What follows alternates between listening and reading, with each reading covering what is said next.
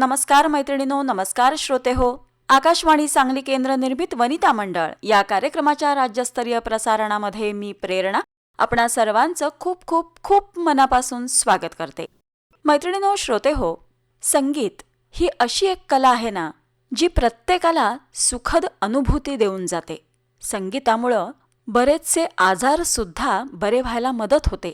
माणूस व्यक्त व्हायला शिकतो. संगीतामुळं प्रत्येक व्यक्तीला एकमेकांशी संवाद साधणं सोपं जातं. हीच संगीत कला प्रत्येक व्यक्तीचं आयुष्य घडवण्यामध्ये खूप मोलाचा सहभाग नोंदवते. अशीच एक आपली मैत्रीण या संगीताच्या साथीने आज वेगवेगळ्या ठिकाणी नवनवीन व्यक्तींना भेटत असते. ही मैत्रीण कोण बरं? हे तर मी तुम्हाला लगेचच सांगणार आहे. सप्तसुरांची महती, लयबद्ध जीवनाची अनुभूती या अंतर्गत सुनीता चव्हाण यांच्या प्रेरणा साठे यांनी घेतलेल्या मुलाखतीचा पहिला भाग आज आपण ऐकणार आहोत. नमस्कार रसिक श्रोते हो. कोणतंही व्यक्तिमत्व आकाराला जर यायचं असेल तर त्या व्यक्तिमत्वाला सर्वांनी चांगल्या उदाहरणातून ओळखावं, नेहमीच त्याचं नाव निघावं असं जर वाटत असेल तर आपल्यासाठी त्यांना मिळालेलं बाळकडू कशा पद्धतीचं आहे, संस्कारांचं बीजारोपण कशा पद्धतीनं झालेलं आहे हे बघणं फार महत्त्वाचं ठरतं. आणि मग एखादं व्यक्तिमत्व सुंदरसं आकाराला येतं. ते बहरताना फुलताना पाहायला सगळ्यांनाच आवडतं. असंच एक आगळं वेगळं व्यक्तिमत्व आज आपल्या स्टुडिओमध्ये उपस्थित झालेलं आहे. एक त्यांच्या गाण्याची झलक आपण ऐकूया, मगच मी तुम्हाला त्यांची ओळख करून देईन. जीवन गाणे गातच रावे, जीवन गाणे गातच रावे, झाले गेले विसरून जावे, पुढे पुढे चालावे, जीवन गाणे गातच रावे. खूप सुंदर मॅडम. मैत्रिणींनो, श्रोते हो, आपल्या लक्षात आलं असेलच, ही एक गाण्याची फक्त झलक आपण ऐकली. अशी असंख्य गाणी गाणाऱ्या, गाण्याचे धडे देणाऱ्या संगीत शिक्षिका आज आपल्या भेटीला आलेल्या आहेत. खरं तर त्यांचं शिक्षण खूपच आहे. म्हणजे 1994 पासून ते 2020 पर्यंत त्यांनी शिक्षण घेतलेलं आहे. SSC असेल, HSC असेल, BA असेल, MA असेल, या सगळ्या माध्यमातून त्यांनी संगीत हा विषय जेव्हा निवडला तेव्हापासून ते आज अखेर त्यांची संगीत साधना निरंतर सुरू आहे. ही मैत्रीण कोण, कोणत्या पद्धतीचं शिक्षण ती संगीतातलं देते, हे सगळं आपण या मैत्रिणीकडून जाणून घेणार आहोत. ही मैत्रीण म्हणजेच सुनीता विश्वनाथ चव्हाण. त्यांनी संगीत क्षेत्रामध्ये PhD मिळवलेली आहे. वेगवेगळ्या विद्यापीठांमधून त्यांनी शिक्षण घेतलं आहे. म्हणजे शिवाजी विद्यापीठ कोल्हापूर असेल, SNDT महिला महाविद्यालय असेल, यशवंतराव चव्हाण महाराष्ट्र मुक्त विद्यापीठ असेल, त्याच पद्धतीनं अखिल भारतीय गांधर्व महाविद्यालय मंडळ मुंबई या वेगवेगळ्या विद्यापीठांमधून त्यांनी आपली संगीत साधना सुरू ठेवलेली आहे. आणि आजही त्या वेगवेगळ्या माध्यमातून सगळ्यांपर्यंत पोहोचण्याचा प्रयत्न करतायत. चला तर जाणून घेऊया या आपल्या मैत्रिणीचे सगळे आगळे वेगळे अनुभव. नमस्कार सुनीता मॅडम. नमस्कार. आमच्या आकाशवाणीच्या स्टुडिओमध्ये आपलं खूप मनापासून स्वागत आहे. खूप खूप धन्यवाद मॅम. तुमच्या संगीत कारकिर्दीविषयी तर आपल्या सगळ्यांनाच जाणून घ्यायची खूप उत्सुकता आहे. लहानपण देगा देवा मुंगी साखरेचा रवा, किंवा आमचं बालपण खूप सुखी गेलं असं जे आपण म्हणतो, तर तुमचं बालपण कसं होतं, सर्वांग सुंदर कशा पद्धतीनं गेलं, थोडंसं आपल्या मैत्रिणींना सांगाल? लहानपण देगा देवा मुंगी साखरेचा रवा, हे तुम्ही आत्ताच म्हटलात मॅम. खरंच लहानपण ते लहानपणच असतं. माझं लहानपण खूप छान गेलं. पहिली गोष्ट म्हणजे मी माझ्या आई वडिलांना एकुलती एक मुलगी, त्यामुळे खूप लाडाची. आणि माझे वडील शिक्षक होते. अच्छा. त्यामुळे काय व्हायचं, वडील आणि मी आमचं नातं फारच जवळ. मग शाळेचं काही असेल तर लाडाने वडिलांकडे जायचं, त्यांना सगळं विचारायचं. मग शाळेमध्ये पण काय व्हायचं, अरे ही गुरुजींची मुलगी आहे, सगळ्या गोष्टी तिला इन्व्हॉल्व केलं पाहिजे. म्हणून आम्ही लहान असताना जेव्हा प्रार्थना वगैरे होत असायची ना, तेव्हा पुढे ठराविक विद्यार्थी बसवले जायचे हा. आणि त्यात पहिले मी असायचे. गाण्याची सुरुवात तिथूनच झाली. तिथूनच झाली. मग वडील माझे काय करायचे, त्यांना शाळेमध्ये देशभक्तीपर गीत असतील किंवा आणि कुठले गॅदरिंगसाठी लागणारे गीत असतील, मग वडिलांनी मी बसायचो आणि ते पिक्चरच्या चालींवर, कारण त्यावेळेस सोर्स नव्हते बरोबर. आत्तासारखे. हो, मग हो. काय करायचं, मग आम्ही दोघं पिक्चरची गाणी आठवणार आणि त्यावर ती गाणी बसवणार आणि अशा पद्धतीने माझं बालपण खूप छान सुंदर असं गेलं. तुमचं बालपण कुठे गेलं? माझं माहेर अहमदनगर जिल्हा, तिथे शिर्डीजवळ श्रीरामपूर तालुका आणि श्रीरामपूर तालुक्यात खंडाळा गाव म्हणून गाव आहे, तिथं माझं माहेर आहे. अच्छा, म्हणजे तुमचं SSC ज्या शाळेमध्ये झालं, new English school Khandala, Khandala. ते तुमचं माहेर खरं तर हो, हो. खंडाळा आहे. अहमदनगर जिल्ह्यामध्ये आहे, त्यामुळं देवस्थानची ठिकाणं तुम्हाला जवळपास आहेत तिथून. शिर्डी एक 15 किलोमीटर आहे हा, ते साईबाबा. आणि बरेच दिवस आमचे शिर्डीमध्येच गेले. माझे वडील शिक्षक असल्यामुळे त्यांची बदली तिथे होती. हा हा हा. मग लहानपणी मी अगदी साईबाबांच्या म्हणजे मूर्तीवर सुद्धा अशी खेळून जाऊन आलेली असं आई सांगते. खूप छान. म्हणजे अगदी बालपण तुमचं मस्त मजेत गेलेलं आहे. आणि सगळ्यात महत्त्वाचं म्हणजे घरात शिक्षक असल्यामुळं तुमच्या घरी शिस्तीचं वातावरण, वेळेत सगळ्या गोष्टी होणं, वेळेचं नियोजन परफेक्ट, आणि त्यातून तुमच्यावरती संस्कारांचं बीजारोपण झालेलं आहे. आणि आई मला वाटतं तुमची गृहिणी असेल. हां, आई माझी गृहिणी. त्यामुळं घरातून सगळ्या गोष्टी तुम्हाला व्यवस्थित वेळेत आणि हव्या तशा हव्या त्या पद्धतीनं मिळत गेल्या, जे आत्ताच्या काळामध्ये सहज शक्य नाही आहे. अगदी बरोबर. हां. तर तुमचं जेव्हा SSC झालं त्याच्यानंतर तुम्ही मला वाटतं 2004 साली HSC म्हणजे 12वी पासआउट झालात. SSC तसं 94 साली झालं. हं. त्याच सालामध्ये माझं लग्न पण झालं. अच्छा, म्हणजे 10वी झाल्याबरोबर तुमचं लगेच माझं लग्न झालं होतं. मग लग्नानंतर मुलं होणं, ती मोठी होणं, मग ह्या कालावधीमध्ये कसं झालं, मी 10वीच शिक्षण घेतलं याची कुठेतरी मला खंत होती. बरं. म्हणजे लग्न झालं तेव्हा सुद्धा तुम्हाला असं वाटत होतं की आपण शिकायला पाहिजे आणि शिकू शकत नाहीये. हां, अच्छा. मग मला शिकण्याची आवड होती. हं. लहानपणी म्हणजे एक साधारण जेव्हा समजायला लागतं, आपण 8वीला थोडंसं मॅच्युअर होतो, हं. तर मला ना टीचर बनायची खूप हौस होती. अच्छा. आणि जेव्हा माझं लग्न वडिलांनी जमवलं तेव्हा मला फार त्रास व्हायचा की इतक्या लवकर माझं लग्न करतात, खरं माझं ड्रीम अपुरं राहतं. म्हणजे वडिलांचाच भाग घेऊन मला पुढे जायचं होतं. त्यांचं टीचिंग क्षेत्र, मला पण टीचिंग क्षेत्रच करायचं होतं. काही कारणास्तव त्यांची इच्छा असेल पण त्यांनी माझं लग्न केलं. मग त्यानंतर आम्ही सातारला होतो. सातारला आल्यानंतर काय झालं, आम्ही पांडुरंग शास्त्री स्वाध्याय परिवाराचे मेंबर होतो. अच्छा. मग तिथं मी बालसंस्कार केंद्र चालवायचे, युवती केंद्र चालवायचे, महिला केंद्र चालवायचे. पण त्यामध्ये कसं होतं माहिती का, त्यांची जी भजनं असायची ना ती मी छान म्हणायची. बर. आणि मग मी ज्यांच्या घरामध्ये राहत होते त्या वासंती ठोसर आजी, अगदी मला म्हणजे आईप्रमाणेच त्यांनी सांभाळलं. त्यांचं घर सुद्धा मला त्यांनी राहायला दिलं होतं. माझ्या मुलाला त्या फार जीव लावायच्या, मुलीला पण. आणि माझ्यातली ही हुशारकी बघून मग त्या मला, माझी जेव्हा मुलगी झाली आणि साधारण ती 1-2 वर्षाची झाली होती, मग त्या मला म्हणायला लागल्या, अगं तुझं वय काय फार नाही आहे, तू अजून लहान आहे आणि एवढी हुशार आहेस, झालं की आता तुला मुलं झाली, ती पण मोठी झालेली आहेत, आणि आता तू जरा शिक, पुढचं शिक्षण घे, कारण शिक्षण काही झालं तरी पाहिजेच. बरोबर. मग विचार केला, बरोबर बोलतायत, आपली इच्छा कुठेतरी आता पूर्ण होईल. मग आता रोज कॉलेजला मला जाणं पॉसिबल नव्हतं. त्यातनं पर्याय काढला मुक्त विद्यापीठाचा. मग तिथं पण मला जेव्हा त्यांची टेस्ट झाली तेव्हा खूप छान मार्क पडले आणि मग मी तिथं ते ग्रॅज्युएशन कम्प्लीट केलं. आणि नंतर मी सांगलीमध्ये आले. सांगलीमध्ये चंपाबेन कॉलेजला MA केलं. अच्छा. या कालावधीमध्ये जेव्हा आम्ही ते पांडुरंग शास्त्री आठवल्यांचं स्वाध्यायांचं करत होतो ना, मग प्रत्येक घरोघरी भक्ती फेरीला जाणं, छोटे मुलं असतील त्यांना प्रेरणा देणं, मोठ्यांना पण समजावून सांगणं, प्रत्येकाच्या घरात जाऊन चांगले विचार, गीतेचे विचार पोचवणे, हा उद्देश आमचा असायचा आणि तो आम्ही पूर्ण करायचो. त्याच्या व्यतिरिक्त काय असायचं, स्वाध्याय परिवाराच्या भक्ती फेऱ्या असायच्या. मग ते 6 महिन्यात असायची, एकदा दिवाळीमध्ये आणि एकदा मेमध्ये. भक्ती फेरी म्हणजे काय की एक स्वतःचा काहीतरी सोडायचा संकल्प. कारण आपल्याला मोह माया या गराड्यात आपण अडकलेलो असतं. मग तू ते सोडू शकते का? म्हणून आपलं घर दार सोडायचं आणि 6 दिवस, फक्त 6 दिवसाचीच ती असायची. दुसऱ्या गावामध्ये जायचं, तिथं पाहिजे तसं राहायचं. म्हणजे तिथं तुम्हाला सगळं सुखसोयी मिळतील असं नाहीये.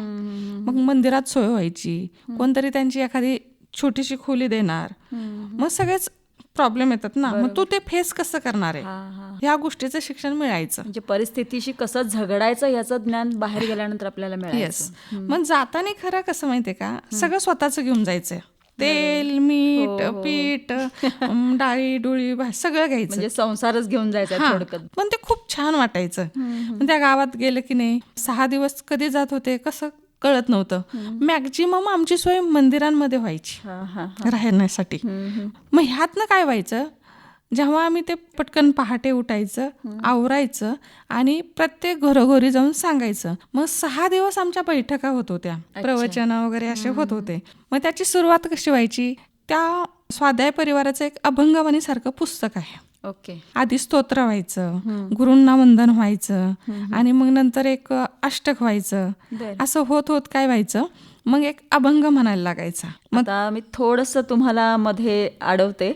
तुम्ही आत्ता मघापासून सांगता की स्वाध्याय परिवारामध्ये आम्हाला भक्ती फेऱ्या असायच्या आणि 6 दिवस आम्ही ते प्रवचन कीर्तन जे काय असेल ते करायचो आणि सुरुवात अभंगाने व्हायची. तर आपल्या सगळ्या श्रोत्यांना एक छानसा अभंग म्हणून दाखवा ना. मन हा मोगरा अर्पुन ईश्वरा, मन हा मोगरा अर्पुन ईश्वरा,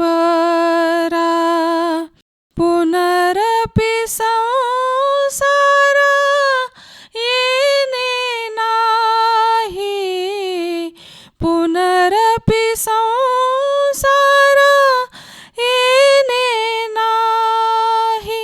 मन हा मोगरा अर्पुन ईश्वरा, मन हा मोगरा अर्पुन ईश्वरा. तुका म्हणे सा जन्म दिला देवा, तुका म्हणे सा जन्म दिला देवा, देवा देवा आ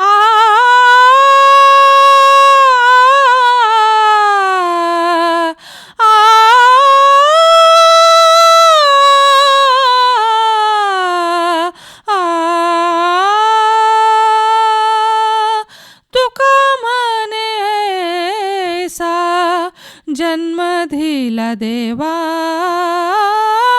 तुका म्हणे सा जन्म दिला देवा, तुझा वास व्हावा, तुझा वास व्हावा वैकुंठासी, वैकुंठासी. मन हा मोगरा अर्पुन ईश्वरा, मन हा मोगरा अर्पुन ईश्वरा.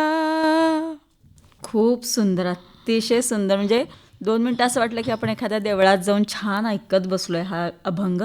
खूप छान म्हणालात आत्ता मॅडम तुम्ही. खरं तर तुम्हाला ठोसर आजींनी शिकण्याची गुरुकिल्ली दिलीच असं आपण म्हणूया. तुम्हाला प्रोत्साहन दिलं आणि तुम्ही पुढं शिकण्यासाठी स्वाध्याय परिवारामध्ये दाखल झालात आणि तिथून सुरुवात झाली. तिथून सुरुवात म्हणजे अभ्यासाबरोबर त्यांनी ह्या गाण्यात पण त्यांनीच आणलं. अशी मी अभंग छान त्यावेळेस न शिकता गात होते. मग त्या म्हटल्या आता तू परीक्षा गाण्याच्या पण दे. हा, म्हणजे खरं सगळं श्रेय जे आहे ते ठोसर आजींचंच आहे. वासंती ठोसर, आणि वासंती नावातच त्यांच्या सुगंध एवढा आहे की त्यांनी तुम्हाला सुगंधापेक्षाही जास्त दरवळत राहा असं सांगण्यासाठी तुम्हाला गाण्याची एक छान संधी मिळवून दिली आणि तुम्ही आज एका उच्च पदस्थ अशा क्षेत्रामध्ये कार्यरत आहात. तर जेव्हा तुमची ही अभंगवाणी सुरू झाली, तुम्हाला हे 6-6 दिवसाचं जे स्वाध्याय परिवारामध्ये तुम्ही भक्ती फेऱ्या करायला लागलात, त्याच्यानंतरचे अनुभव तुमचे कसे होते? भक्ती फेरीमध्ये प्रत्येक गावामध्ये तर गेल्यानंतर काही लोक आम्हाला घरात घेणार, काही लोक म्हणायचे कोण कुठले आलेत, चोरटे आलेत की काय आलेत, विश्वास नाही ना, बरोबर. तर कोण घरात पण घेत नव्हतं. आणि काही खूपच प्रेमाने अगदी चहा पान असेही करायचे. मग काहींना ओढ लागली तर तिथून येताना ते आमच्या बरोबर रडत पण निघायचे. म्हणजे अशी ही परिस्थिती चांगलीच त्यावेळेस होती. म्हणजे हर तऱ्हेचे व्यक्ती तुम्हाला भेटत होते त्यावेळेला. पण कधी अशी अडचण नाही आली, कधी कुठे अडचण काहीच नाही आली. नंतर त्यांचा आमच्यावर विश्वास बसायचा की ही लोक चांगली, चोरटी वगैरे नाहीयेत, असं होत होतं. मग त्याच्यामुळे तुमच्या स्वाध्याय परिवारामध्ये लोक जोडले गेले भरपूर. खूप. आधी किती जणांचा परिवार होता तो आणि नंतर किती जणांचा झाला काय? आधी पण म्हणजे मी जशी जात होते ना तसेही भरपूर होते, नंतर आणि भरपूरच होते. म्हणजे आजही ते कार्य अखंडित चालूच आहे. म्हणजे पांडुरंग शास्त्री आठवले हे जरी आता नसले तरी त्यांची मुलगी हे सगळं बघते. अच्छा. आणि अजूनही तुम्ही त्या कार्याशी जोडलेली आहे. अरे वा, खूप छान. आता तुमचं ग्रॅज्युएशन पर्यंत सगळं शिक्षण तुम्ही मुक्त विद्यापीठातून केलं, यशवंतराव मुक्त विद्यापीठ. हो. त्याच्यानंतर मला वाटतं 2008 साली तुम्ही डिप्लोमा इन व्होकल याच्यामध्ये A ग्रेड मिळवली.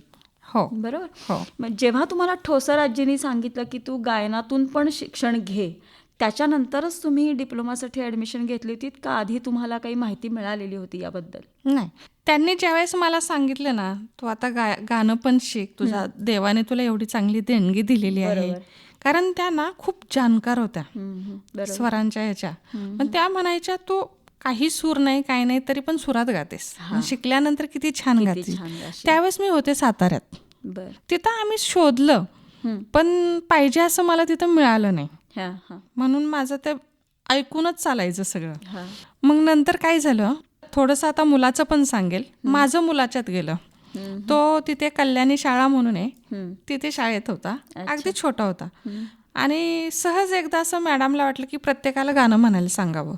आणि मी अशी गाणी म्हणायची, मुलगा ते ऐकायचा. मग त्या मॅडमनी ह्याला म्हणायला लावलं आणि याने इतकं सुंदर पद्धतीने ते गाणं म्हटलं लहानपणी. दुसऱ्या दिवशी निरोप पाठवला त्याच्याजवळ, काही झालं तरी तुझ्या आईला बोलून घे. अच्छा. मला भीती वाटली याला काय मार्क कमी पडले की याने काय खोड केली. मी पण अगदी तातडीने गेले. तर त्यांनी मला आवर्जून काय सांगितलं, ह्याला काही झालं तरी गाणं शिकवा. बरोबर. आता झाला प्रश्न, आजी मला सांगतात तू गाणं शिक, मॅडम मुलाला शिकव. आणि तिथे तर तशी परिस्थिती नव्हती. मग 2006 सालीमध्ये आम्ही सांगलीमध्ये आलो. त्यानंतर 1-2 वर्ष मी गाण्याचा शोध घेत होते. आता मिस्टरांची बदली झाली का तुम्ही करून घेतलीत त्यावेळेला इकडे? नाही, बदली झाली होती आमची. आणि मग तिथे राहून मला माहित होतं ना सांगली म्हणजे संगीताचं माहेर घर आहे. मग मला ते कुठेतरी असं चिन्ह दिसायला लागलं की आता माझं हे पण ड्रीम पूर्ण होणार आहे. मग इथं सुरुवातीला सेट व्हायला मला 7-8-10 महिने गेले आणि त्यानंतर 7-8 महिन्यांनी मला ह्या गाण्याचा शोध लागला आणि तसा मग मी हा डिप्लोमा केला. त्यावेळेस मी हा डिप्लोमा करत असताना लास्ट इयर MA ला होते. समाजशास्त्रामध्ये तुम्ही MA केलं? माझं BA सायकोलॉजीमध्ये झालं. वा. आणि मला असं वाटलं आता मुलं मोठी झाली, आता मी कॉलेजचा पण अनुभव घ्यावं. बाहेरनं परीक्षा देण्यापेक्षा एका मुलीसारखं कॉलेजला जावं, सगळं वातावरण फील करावं. मला म्हणजे आवडतं. मी रोज कॉलेजला जाऊन ते कॉलेजचं लाईफ काय असतं ते मला बघायचं होतं. पण मग मी मुलींच्याच कॉलेजला ऍडमिशन घेतलं, म्हणजे SNDT महिला महाविद्यालय. शेवटी वातावरण मला तिथेही कळणारच होतं ना. मग मी सकाळी लवकर उठून सगळं मुलांचं वगैरे आवरून त्यांना शाळेत पाठवायचे आणि माझं मी पण कॉलेजला जायची. आणि मग मी इथं तो सायकोलॉजी हा विषय नव्हता म्हणून मला तो बदलून सोशॉलॉजी हा विषय घ्यावा लागला. MA लास्ट इयरला तुम्ही होतात, समाजशास्त्र या विषयातून करत होतात. त्याच वेळेला तुम्ही इकडे 2008 साली डिप्लोमा व्होकलचा केलेला होतात पूर्ण. मग त्याचा तुम्हाला या ठिकाणी काही उपयोग झाला? झाला. मग मी हिंदी गाणी म्हणायची तिथे. अच्छा. गॅदरिंगमध्ये सगळे डान्स वगैरे करत होते. पण कसं झालं आता ते मी कधी डान्स केलेला नव्हता, पण गाणं म्हणून मला माहित होतं. मग मी गाणं वगैरे एखादं गॅदरिंगला घ्यायचे आणि ते म्हणून दाखवायचे. मग त्यावेळची काही आठवण आहे एखादी? आहे की. मी म्हणजे मराठी गाणं म्हटलेलं तेव्हा. चाफा बोले ना, चाफा चाले ना, चाफा खंत करी काही केल्या फुले ना, चाफा बोले ना, चाफा चाले ना, चाफा खंत करी काही केल्या फुले ना, चाफा बोले ना. गेले आंब्याच्या बनी म्हटली मैनस वेगानी, गेले आंब्याच्या बनी म्हटली मैनस वेगानी, आम्ही गळ्यात गळे मिळवून रे, गेले केतकीच्या बनी, गेले केतकीच्या बनी, गंध दरवळ लावणी, नागासवे गळाले सारे देह भान रे, चल ये रे गड्या नाच उडू घालू फुगड्या, चल ये रे गड्या नाच उडू घालू फुगड्या, खेळू झिम्मा झिम्पुरी झिम्पुरी झिम. चाफा बोले ना, चाफा चाले ना, चाफा खंत करी काही केल्या फुले ना, चाफा बोले ना. वा, हे मराठी गीत तुम्ही तिथं सादर केलं. खरं म्हटलं तर कॉलेज लाईफमध्ये मराठी गाणी फार कमी गायली जातात आणि नेमका तोच धागा पकडून तुम्ही ते गाणं म्हणून दाखवलं तिथं. त्यावेळेला मग तुम्हाला दाद कशा पद्धतीनं मिळालेली होती? हां, तुम्ही म्हटल्याप्रमाणे सगळे हिंदी पिक्चरचे अशी गाणी सगळे म्हणतात. मी तिथे काहीतरी वेगळं सादरीकरण केलं होतं, त्यामुळे तिथले प्रिन्सिपल असतील किंवा माझ्या ज्या टीचर होत्या मला टीचिंग करणारे, सगळे खुश. आणि मैत्रिणी माझ्या त्या खूप खुश झाल्या होत्या. म्हणजे याच्यामध्ये मैत्रिणींचं गिरो चिम्मा फुगडी हे ते असं बरंच वर्णन आहे, म्हणून त्यांना खूप आनंद झाला होता की वेगळं काहीतरी आपल्याला मॅडमकडून ऐकायला मिळालं. मी मॅरिड असल्यामुळे सगळे मला मॅडमच म्हणायच्या, ते एक माझं बॅड लक असायचं. आणि मग मी इकडं गाणं म्हटलं की त्यांनी डान्स करायला लावणार. मग जेव्हा आम्ही चहाला वगैरे जायचो मग तेव्हा मग तिथून पुढे त्या मला गाणी म्हणायला लावायला लागल्या. नाही, एक गाणे म्हणा की मॅडम, एक लय छान म्हणता तुम्ही. मग असं त्यांना मी एक एक गाणं ऐकवायला लागले आणि गाण्याविषयीची आवड पण मी त्यांना लावली त्या दृष्टीने. बरोबर, एक्झॅक्टली हेच महत्त्वाचं आहे. म्हणजे आपण फक्त म्हणतो असं नाही, तर समोरचा जो ऐकणार आहे त्याच्याही मनामध्ये कुठंतरी ते बीज रोवलं गेलं पाहिजे की अरे आपल्याला सुद्धा येऊ शकतं. मी आधी स्वतःला स्पेस दिला. बरोबर, पूर्णपणे संगीतशास्त्र मी समजावून घेतलं, अभ्यासलं. त्यावेळेस कसं होतं माहिती आहे का, आता आपण यूट्यूब ह्या त्या फॅसिलिटीज वाढल्या, पण आम्हाला एक राग ऐकायचं म्हटलं की ती आपली CD किंवा कॅसेट असं घ्यावी लागायची. एका एका रागासाठी कितीतरी कॅसेटी, मग ते ऐकायला मिळणार, रेकॉर्डिंग नव्हतं तेव्हा. अशा परिस्थितीत गांधर्वाचं विशारद केलं. पण त्याच्या आधी असं मला एक विचारायचं की तुमचे वडील तर गायक नव्हते, आई पण तुमची गृहिणी होती. तुम्ही मंदिरातले अभंग किंवा भक्तिगीतं ऐकून ऐकून स्वतः तयार झालात.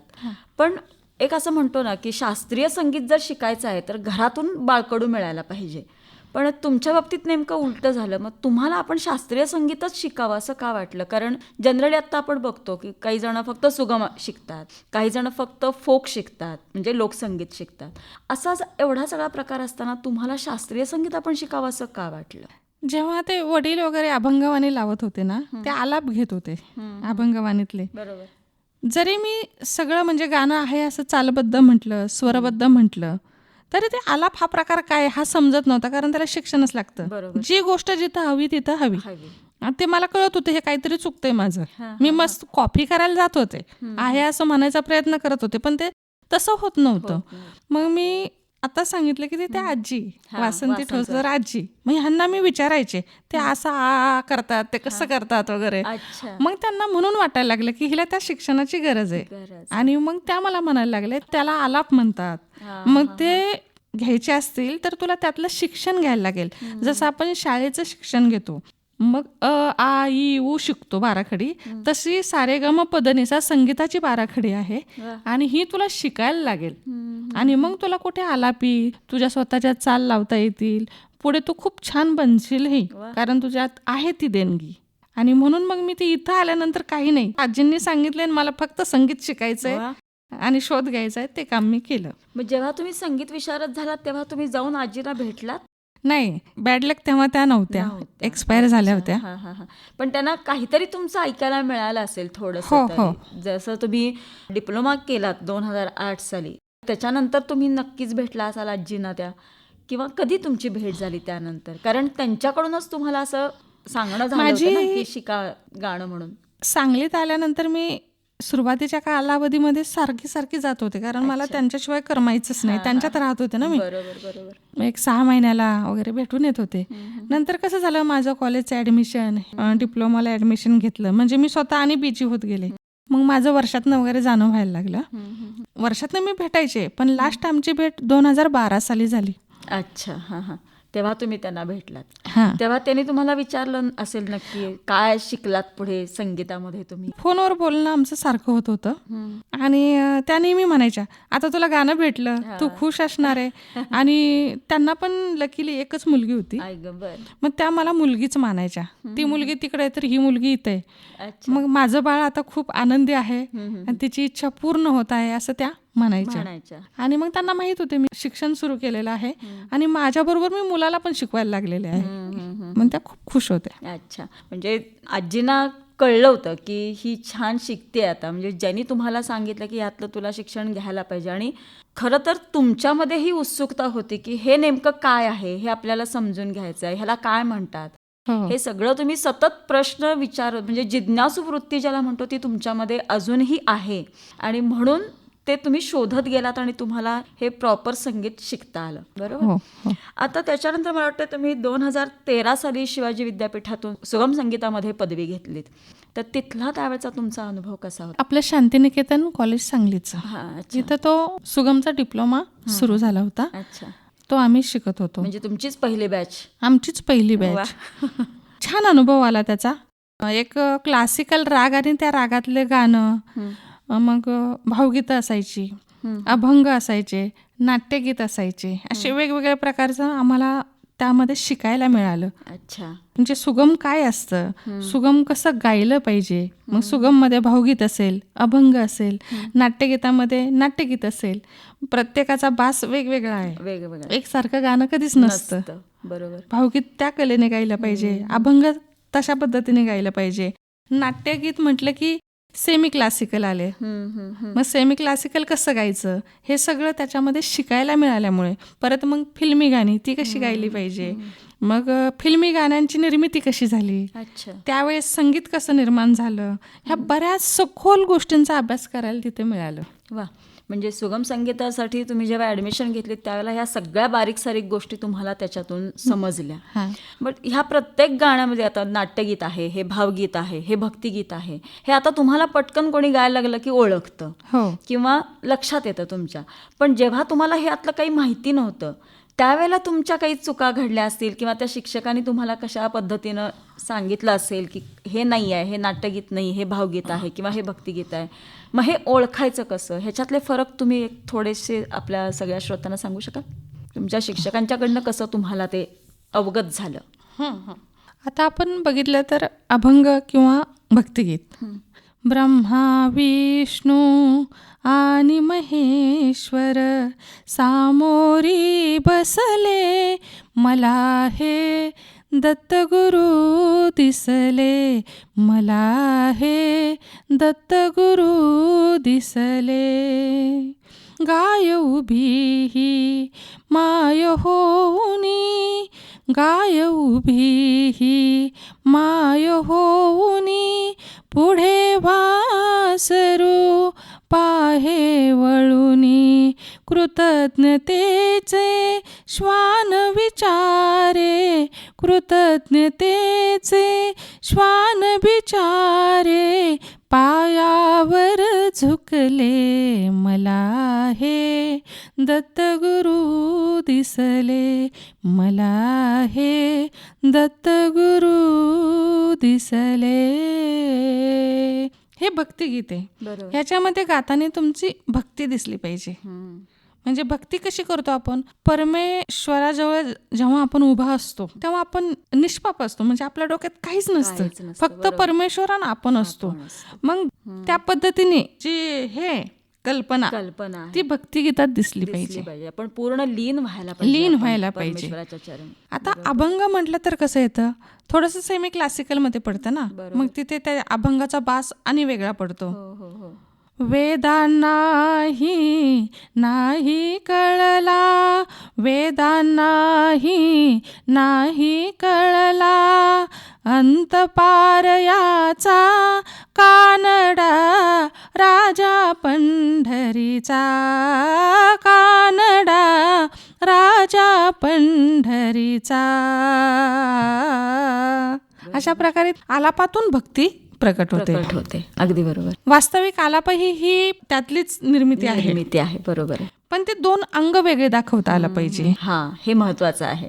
मग आता भावगीत जर म्हटलं तर फुलले रे क्षण माझे, फुलले रे, फुलले रे क्षण माझे, फुलले रे, मेंदीने हो शकुनाच्या मेंदीने, सजले रे क्षण माझे, सजले रे, फुलले रे क्षण माझे, फुलले रे.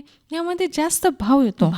बरोबर. आता समजा हे फुलले रे क्षण, एक तरुणी होती, तिच्या लग्नाच्या वेळेस हे वातावरण फील करत असते. बरोबर आहे. आणि हा भाव तिथं भावगीतामध्ये प्रकट होतो. बरोबर आहे.